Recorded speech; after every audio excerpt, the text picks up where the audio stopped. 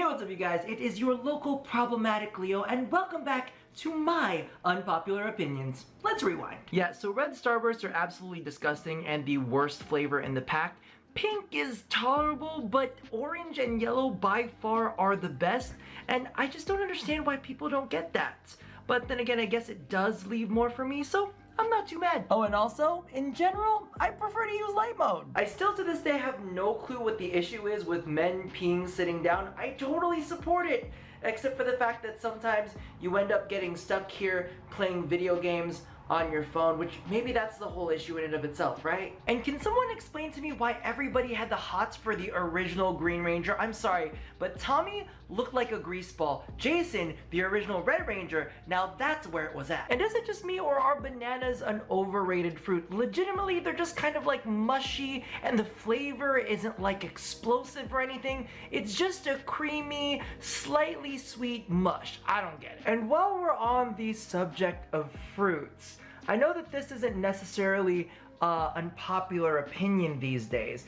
but you know, the whole pineapple on pizza debacle. Now, I feel like that's more become kind of like a war between two great factions, but one of the things that I definitely want to point out is I don't just like pineapple on pizza, I also like pineapples on burgers and pineapples in burritos. Now, of course, it's gotta fit right. You can't just slap a pineapple in any old burger or any old burrito, but there are definitely certain types like al pastor burritos.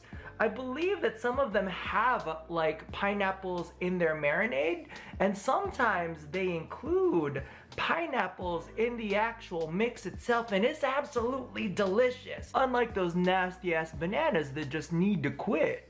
Ooh, I just literally completely forgot about the video and started doing my skincare. I genuinely believe that Halloween is the worst version of Valentine's Day. In fact, I have a whole video dedicated to it. I'll leave it linked up there if you need a full-blown explanation. But legit, when it comes to the fall holidays, like Halloween's at the bottom, Thanksgiving is at like the top, and then Christmas and all that season of lights is like somewhere in the middle. But Thanksgiving, oh, that's a good one. Now, don't get me wrong, smelling like food or having food breath isn't necessarily the sexiest thing out there. I also don't treat it as this big, like, cardinal sin.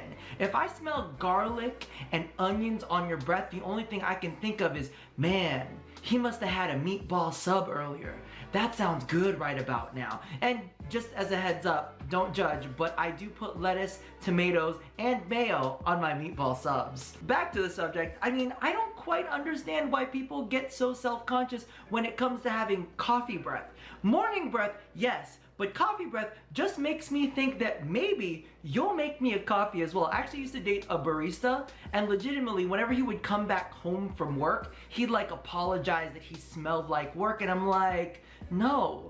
You smell like you should have brought me home some. So I'm not gonna fault you at all for having any kind of food breath or food smells on you, especially if you bring me back some. And that brings our episode to a close. Let me know how you feel about everything that I've said down in the comments below. Unless, of course, you disagree, then say absolutely nothing at all, and let me live in my blissful ignorance. Regardless, also let me know if there's anything that you would like me to cover so that we can go ahead and have yet another chat. Put that down in the comments, and as always, love somebody, hurt nobody, and touch your body. I'll see you guys next time. Bye-bye!